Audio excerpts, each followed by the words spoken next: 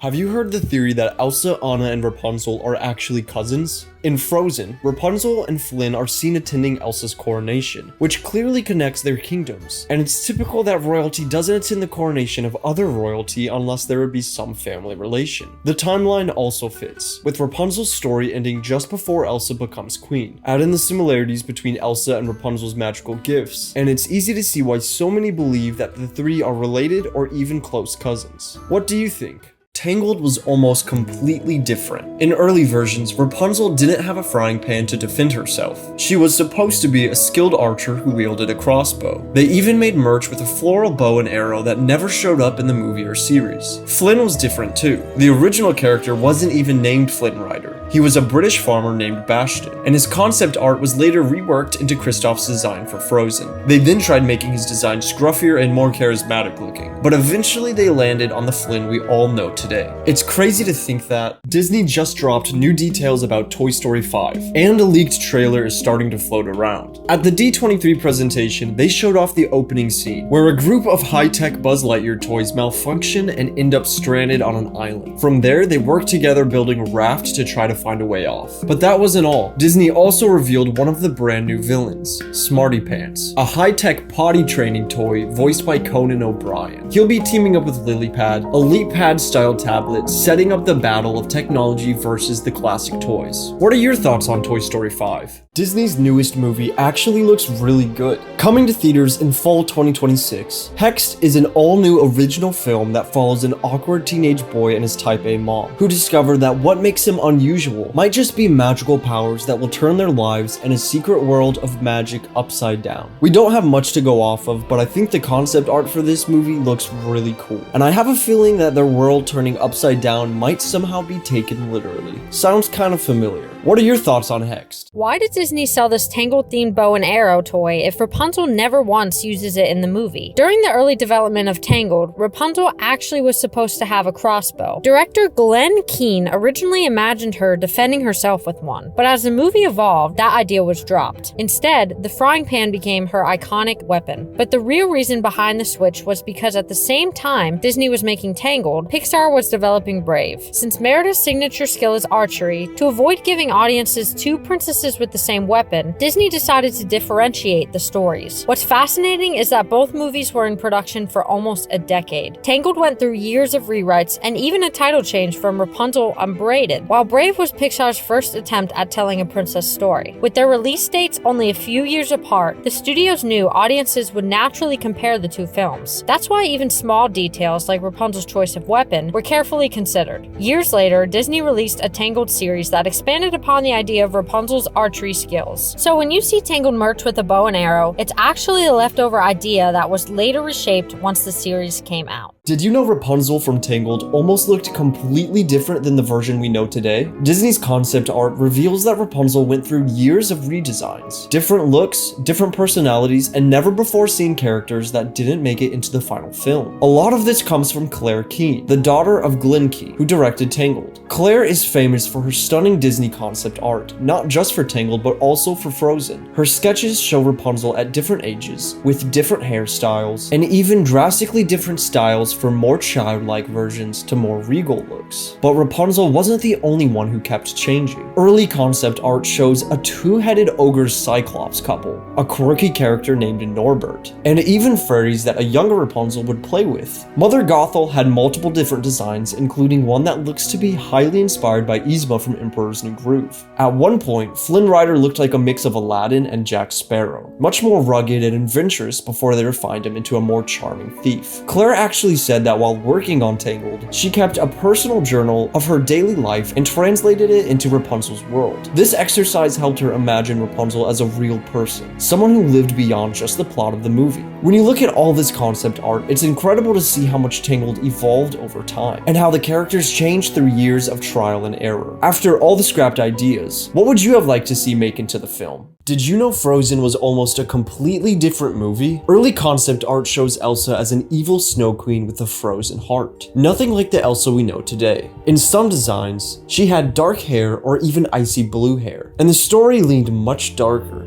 Anna and Elsa were still sisters, but at one point, Anna was actually trapped inside Elsa's ice palace. Looking at these original designs, it feels like a totally different film. What do you think? Would you have preferred this darker Frozen or the version we got? Did you know Tangled left out some of the darkest parts of the real Rapunzel story? In the original Brothers Grimm version from 1812, a pregnant woman sees lettuce in a sorcerer's garden and craves it so badly she becomes sick. Her husband sneaks in to steal it, but he's caught. The sorceress, named Mother Gothel, demands their unborn child as payment. When the baby is born, Gothel takes Rapunzel and raises her in a tower. When Rapunzel is older, a prince discovers how Gothel climbs up by saying, "Rapunzel, Rapunzel, let down your hair." He does the same, and the two secretly meet for a long time until Rapunzel becomes pregnant. When Gothel finds out, she cuts Rapunzel's hair and banishes her to the wilderness. When the prince comes to visit, Gothel dangles the hair from the tower window to trick him. When he climbs up and realizes Rapunzel is gone, he leaps from the tower and is blinded by thorns below. The prince wanders for years until he finally finds Rapunzel living in the woods with their twins. When she weeps for him, her tears heal his eyes, and they're reunited. You can see how Disney pulled pieces of this story and made it their own, but it's still very different from the original. Would you have liked to see any of those darker details make it into Tangled? Did you know there's a Disney princess that almost nobody talks about? You may have seen her movie, but a lot of people don't even realize she exists. Her name is Anastasia, and while she technically belongs to Disney now, she's never been part of the official Disney princess lineup.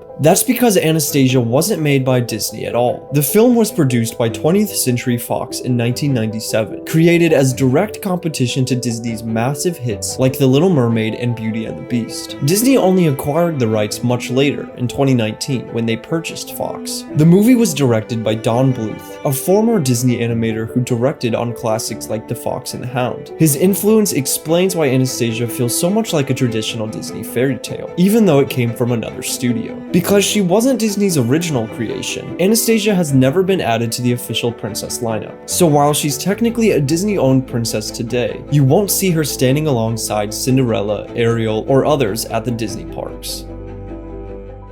Did you notice this mistake in Princess and the Frog? When Prince Naveen is turned into a frog by Dr. Facilier, the only way to break the curse is to kiss a princess. He first kisses Tiana, who is dressed like a princess at the ball, but as we know, it backfires and transforms her into a frog too. Later on, they realize Charlotte technically counts as a princess, but only until midnight because she's the princess of the Mardi Gras parade. When she finally kisses Naveen, midnight has already passed, so she isn't a princess anymore. By the film's own logic, that should mean Charlotte also turns into a frog. So what do you think? Is this a mistake by Disney? Did you know Disney had a princess years before Snow White? In 1934, Walt Disney released The Goddess of Spring, a silly symphony short that many consider the test run for Snow White. The main character is Persephone, inspired by Greek mythology. She's cheerful, sings with creatures that seem to be inspiration for the dwarfs later on, and basically carries herself like the very first Disney princess. The story follows her being taken down to Hades, but because she's so heartbroken that she can't bring spring to the world, she's allowed back for half the year, and that's how we get the seasons. But the real reason this short is so important is because Disney used it to experiment with animating human characters, something they'd never done before. Persephone's design, movements, and personality directly paved the way for Snow White just 3 years later. So while she's not officially part of the Disney princess lineup, you could say Persephone was Disney's very first princess. So it really makes you wonder, without Persephone paving the way, would Snow White have turned out completely different? What do you think?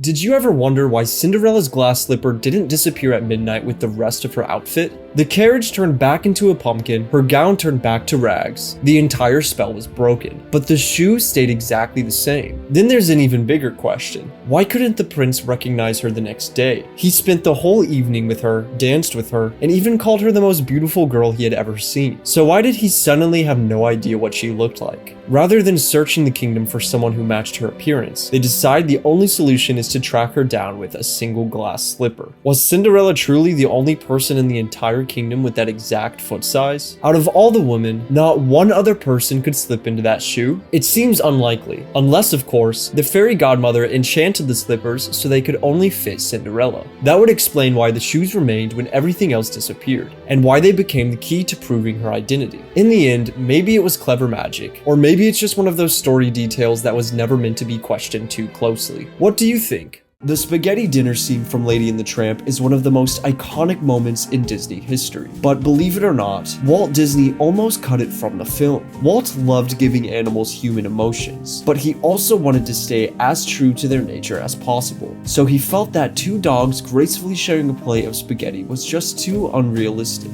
In real life, dogs would be messy, chaotic, and hardly romantic. He worried the idea would feel out of place in the movie and potentially take audiences out of the story. Directing founding animator Frank Thomas wasn't ready to let it go though. He created a rough version of the sequence to show how it could fit naturally within the film. He even arranged a simple real-life test with two dogs eating spaghetti, focusing on how their movements and behavior could be adapted convincingly into animation. The effort paid off as Walt Disney was convinced and the scene stayed in. What started as a risky idea became a defining moment for the film, and today, the spaghetti scene is not only the most memorable moment from Lady and the Tramp, but also one of the most iconic scenes in all of cinema. Before Frozen ever existed, Walt Disney almost made The Snow Queen back in 1939. He assigned the project to a young animator named Mark Davis. Davis had just worked on Snow White and the Seven Dwarfs and would later become one of Disney's most influential artists, shaping characters like Maleficent, Cruella de Vil, and Tinkerbell. Davis also left his mark on Disney parks, helping design attractions such as Pirates of the Caribbean and the Haunted Mansion. The idea at the time was to create a biopic of Hans Christian Andersen's work with animated sequences, one of which would feature the Snow Queen. But the team couldn't figure out how to make her work as a convincing villain, and with the outbreak of World War II, the project was shelved and never revived. Unfortunately, nothing from this version was preserved in the Disney archives. Decades later, the concept was reimagined by directors Chris Buck and Jennifer Lee into Frozen, which transformed the story into a tale of two sisters, Anna and Elsa, with Elsa shifting from a villain to a sympathetic character. What started in 1939 as an abandoned experiment eventually became one of Disney's biggest successes. What do you think? Would you have liked to see a version of Frozen in the classic Disney style?